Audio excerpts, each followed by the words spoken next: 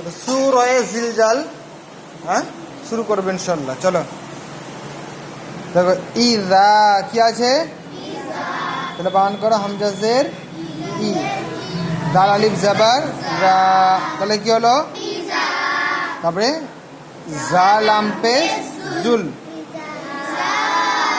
আবার বলো জাজের জি, লাম জাবার জিলা, বলো ইজা জুল জিলা, বলো তা লাম জের তিল, তাহলে কি হলো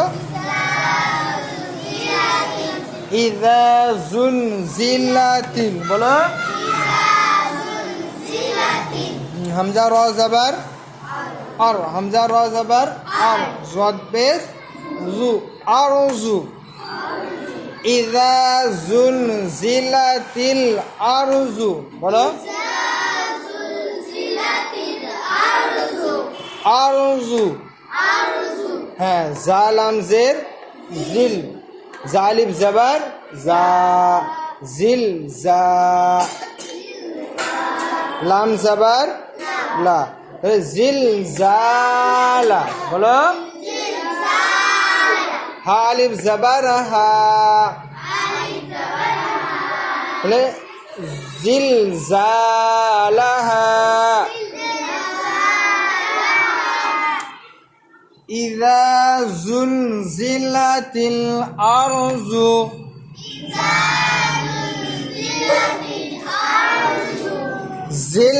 জিলজালাহা, তাহলে এই জায়গা করা হামজা কি হবে, হামজা মুতাহারিক, রাল আলিফ মাদ্দা, জা মুতাহারিক, লাম সাকিন, জা কি হবে মুতাহারিক, লাম মুতাহারিক, তা মুতাহারিক। এই আলিফটা পড়া যাবে, আমরা পড়েছি, কি পড়েছি কোরআনে কারিমের মধ্যে কিছু অক্ষর লেখা হয় কিন্তু পড়া হয় না। কখন পড়া হয় না, যখন তার উপরে কোনো হারাকাত থাকবে না তখন তাকে পড়া হয় না। তাহলে আলিফে কিছু আছে নেই, ওই জন্য আলিফটা পড়া হবে না।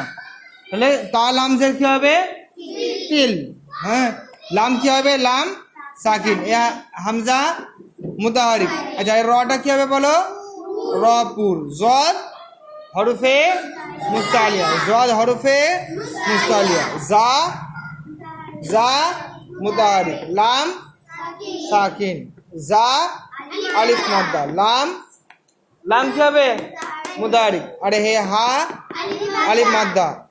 আয়াত আছে তো এখানে, ওয়াকফ করার কারণে কি হবে আলিফ মাদ্দা আলিফ মাদ্দাই রয়ে যাবে, বুঝা আসলো? বলো আর একবার রিডিং পড়ে, ইযা জুলজিলাতিল আরজু জিলজালাহা।